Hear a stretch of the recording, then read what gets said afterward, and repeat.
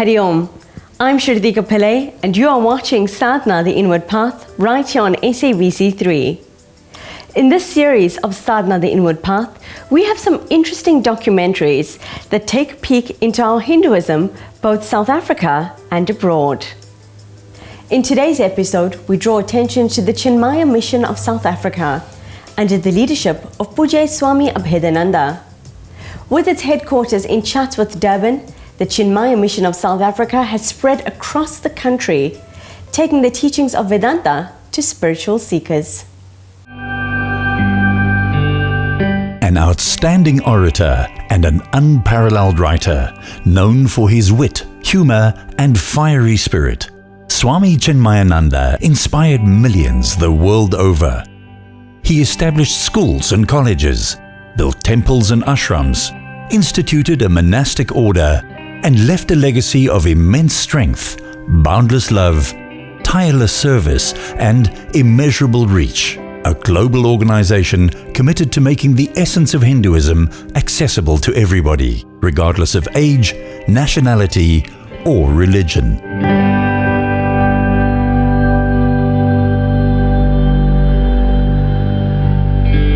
South Africa too was blessed by his visits, first in 1980 when the Chinmaya Mission of South Africa was born, and again in 1987. However, it was only in 2006 that the first resident Acharya, Swami Abhedananda, arrived from India.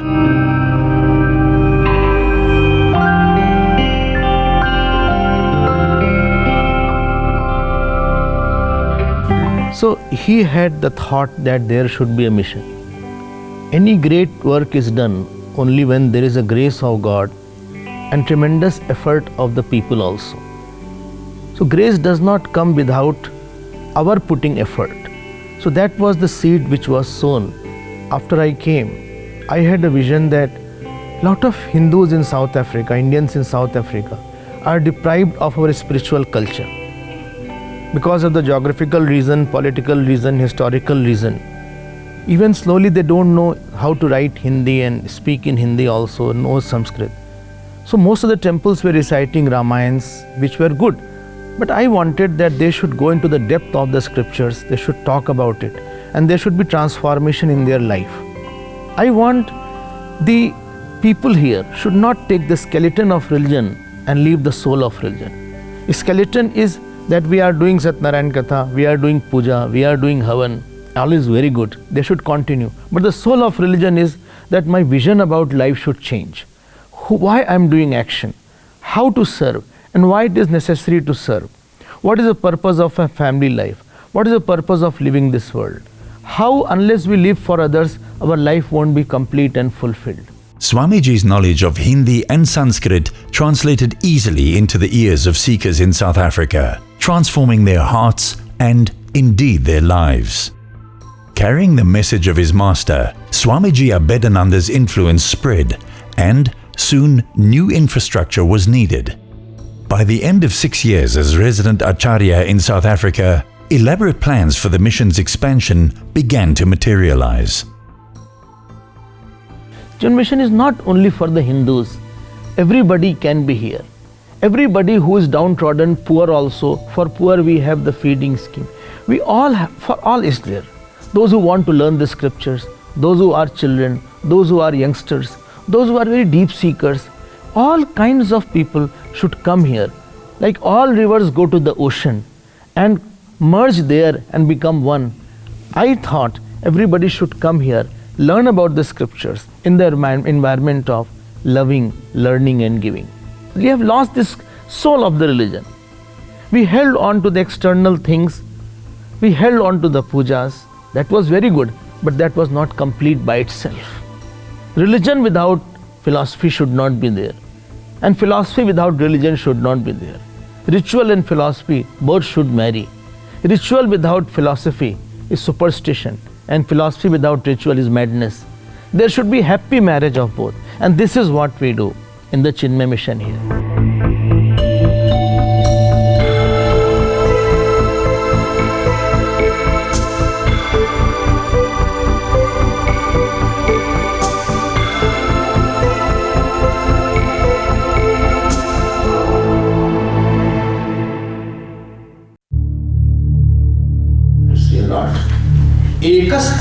similarly one Atma. Swami Abhedananda's vibrant, dynamic personality and eloquent English brought feverish growth in all aspects that the worldwide mission has become known for. Courses and classes, Gyan Yagnis, spiritual retreat camps for adults, youth and children began in earnest. Every day at 4 a.m. in the rain or cold, the Swami consistently worshipped the divine through the Shiva Linga that was consecrated in South Africa by his master. Swamiji always had the vision in his mind that more people should be associated with the mission and the mission should grow more. And because there's more people coming in, then our infrastructure should also grow. And when Puja Swamiji had come in 2006, it was just our mission in Chatsworth. And it was only 1/4 of this building. Even our temple also was very small. So Swamiji spent many years here, and Swamiji always had the vision in his mind. If you see around South Africa, we have in Durban itself, from having one small ashram, we have 3 ashrams. The main center being here, the head office being in Chatsworth where Swamiji is. We have a center in Reservoir Hills, a smaller center, sub-center, and in Queensborough as well. Then we have a center now in Cape Town. We have a center in Johannesburg. And this is because of the selfless sacrifice of one great saint. There are few people who, because of their past lives, they have the courage that they think, let me give my life. Swamiji is the way he inspires the individual is by through his life. See, whatever Swamiji expresses in his talk is nothing different than what his nature is. You know, inspiration comes only when that particular thing is one with my nature. We can't fake inspiration, you know. We can't fake inspiring somebody else. Swamiji is so vibrant and so inspiring in his talks is because whatever he speaks, he's an embodiment of that. And today is a momentous occasion for these young Chinmayas, young seekers,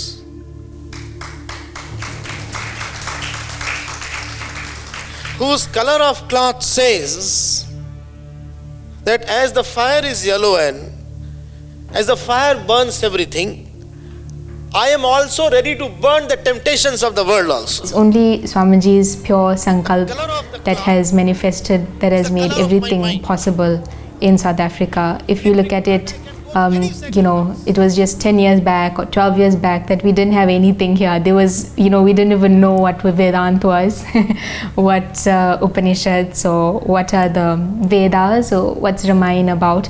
We were totally ignorant in that aspect. Nobody can say that I know all the topic without any delusion. There will be some delusion element is there. Even when you write notes, sometimes there may be delusion. Even listening delusion is there. I say something, you will understand something. There is an exercise where you stand 20 people on the line and you say to the first person, please tell I want water. Then go to the 20th person and 20th person will tell Swamiji is going to Bombay.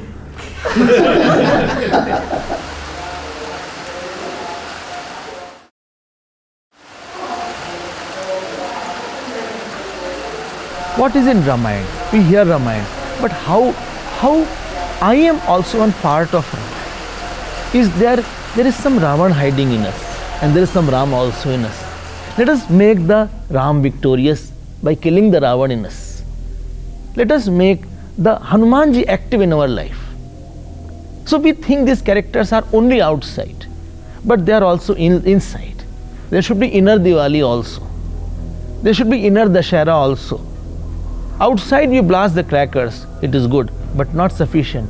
Let us blast the crackers of negativity inside also. Then there is a celebration.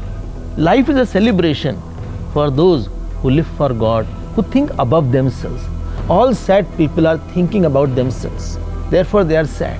Sadness is expression of godlessness. One Purush or one self with the conditioning of many minds. It is appearing as many. Same one space was there in the whole ashram. Before it was made, it was called one piece of land is there. With the conditioning of wall, now same space is given many names now. Some space is called hall, some is called kitchen, some is called bathroom, some is called bedroom, some is called bookstall, some is called feeding hall, some is called car base. You are giving the same name because your attention is now on the conditioning and functionality of that. But because of this functionality, space has not changed at all. So it is possible that by illusion one can appear as many. When I see Pujya Swamiji's life, one thing which also strikes me is his consistency. As I have been mentioning earlier, regardless of his own personal health, and Swamiji has been here for about 12 years now. So I'm sure that he would have had a lot of challenges with his health as well. But not once have I ever seen Swamiji missing one day of puja also. He's always done his puja on the time. And because of this effort of pleasing the Lord from Swamiji, his austerity, and because of his expression of love and sacrifice to the God, therefore you see such a beautiful ashram today. The temple, as you see, number one, it's very, very beautiful. And as soon as you step into it, the whole atmosphere is just very serene. It's totally charged. And one of the reasons is because of the continuous puja that always goes on. In the morning and afternoon, Abhishek of the Shivlings being done. And in the morning, Pujya Swamiji does the Abhishek of the Shivling 11 times with Rudri Path. And Swamiji's chanting also is such that it just revives everything, it just energizes it. And if anyone was blessed or fortunate to be in the temple at that time, it's as if so those few moments you just feel, as if you're in Kailash and Lord Shiva really does manifest.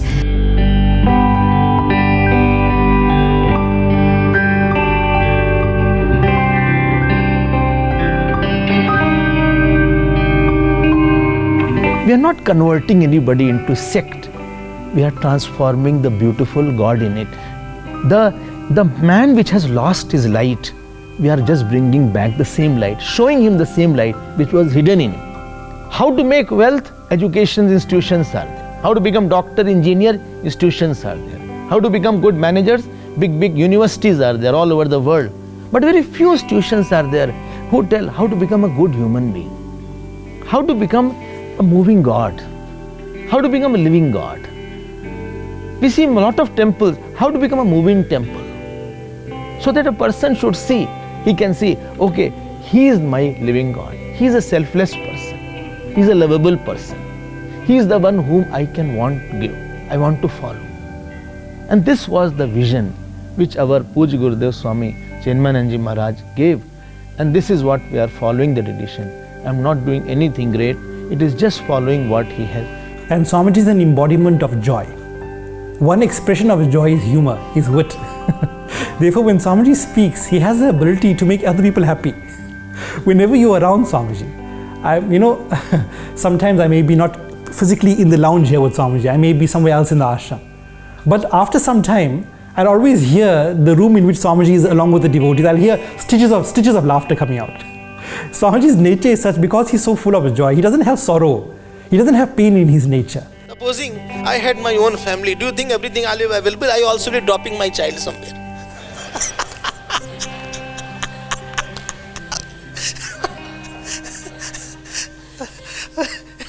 Do you think if I had my everybody, whole mama, chacha, bua, pupa all around, I'll be available for you all the day? Do you think I will be happy like this? I also would have been issues with grandson and granddaughter. To serve, one should be free. I want everybody should get associated with this temple and get strength from the Lord and go out with a smile on their face. And we have a dedicated priest here who does puja, who's from India, who has read and heard and quite well versed. So he does puja. And I also get opportunity to do little puja of the Lord every day. Lord Shiva is the head. He runs the whole, not only universe. This ashram, each point you see, it is his will which is prevailing, not mine. I am just a small servant at his feet. They all have studied very hard. The fiery spirit of the Master flows on strongly in his servant, and South Africa continues to benefit. A 2-year intensive residential Vedanta course was undertaken by 17 aspirants under the tutelage of Swami Abhedananda. Besides the enormous sense of personal fulfillment, 8 of these sadhakas have now embraced the yellow garb of sannyas and have dedicated their lives to the service of society. In addition, several new centres have been inaugurated, with Cape Town and Johannesburg also offering insight into the glory of ancient Indian spiritual lore. See, growth is of various kinds. Like we have monthly 7-day stock every month here we have. Similarly, we have, feeding scheme for those who couldn't afford and who are not having that much of finances to live in their life. We have feeding scheme, we give them hampers also every month, sufficient hampers so that they can continue for a few days. I want to make them feel, those who are not loved by the house people, that this is the place we are there to accept and love you. For the children, we have Bal Vihar, we have 2 annual camps, residential camp, more than 70-80 children come here, who are tiny tots also, 11-12 years also, and they are sevak and sevikas, who are giving them the values. We want to tell them values are more important than valuables. Only where world advertisement you hear valuables. You put on the television, only how good shirt, how pant is there. Parents are investing for the children but not in the children. When we start investing in the children, then the good society and good community will be made. Therefore, we want to catch them young only. When they are hardly 5 years, 6 years, we want to bring them, teach them something. Similarly, we have for junior chick, which are from 12 year to 16 year. So for them, the little higher class of books are there. Then youngsters are there. As they evolve, they have questions about God, about world, about religion. For them, another kind of study is required. As the Ganga river flows from the mountain peaks in the Himalayas, and it makes its way through the plains. So when we look at any river, Gangaji, or you can see any other river as well, so that river banks which are very close to the river, you will find that they are always lush and green. They are always wet. It may be winter outside, it may be scorching heat, but that area which is very close to the river is always appearing to be very cool and nourished and very green, and even in winter also. Swamiji is like that Ganga river who has come to South Africa. As you rightfully said, we were deprived of spirituality, of the true knowledge of our scriptures. He has come in here, and with this ocean of compassion and knowledge, he has wet this place and rejuvenated it. So the people who live and are in proximity of Swamiji, they have no experience of sorrow and all these things, like how we experience different seasons outside. The land goes through different changes. Those who are close to a saint, they don't experience these different changes. They experience his spiritual dynamism, and they only experience the joy of the Lord.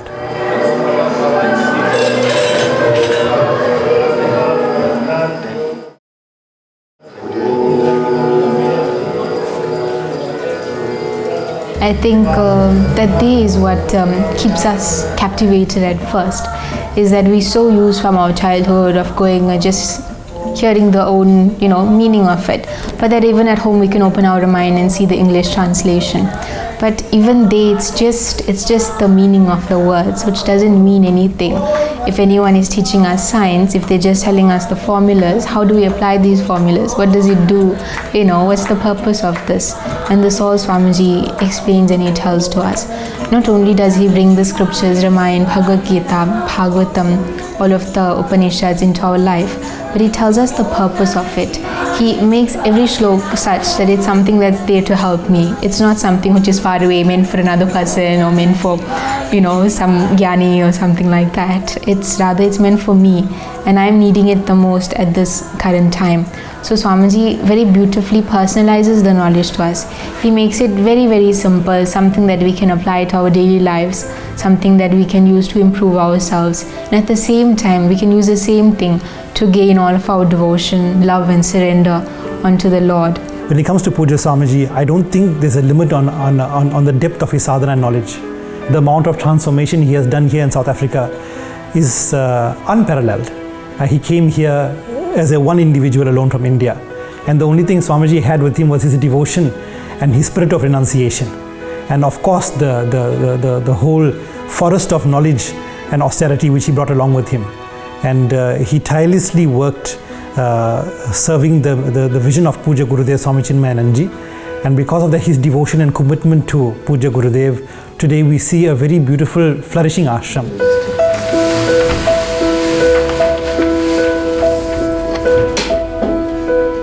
Temple is a place where my faith gets nourishment.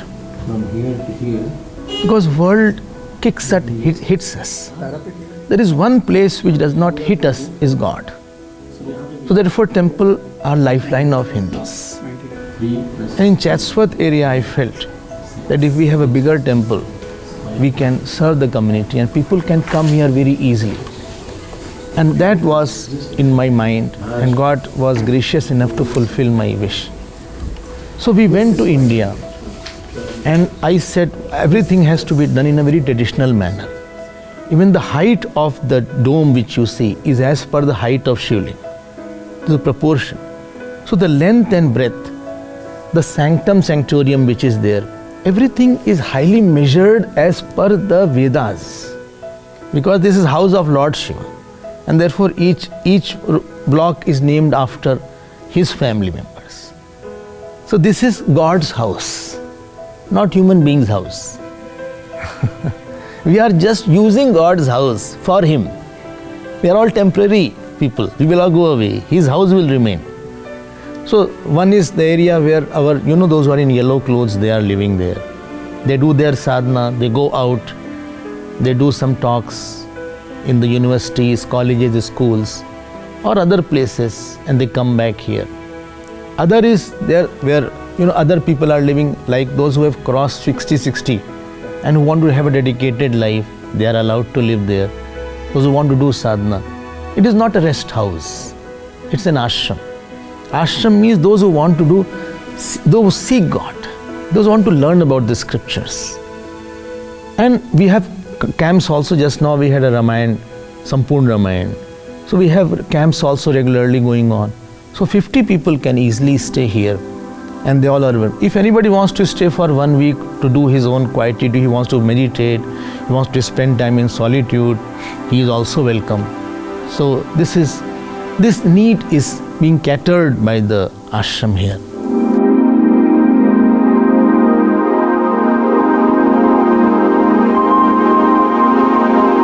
A saint, a teacher, a visionary. That's Pujya Swami Chinmayananda. A saint, a teacher, a visionary. That's Swami Abhedananda, continuing his master's legacy.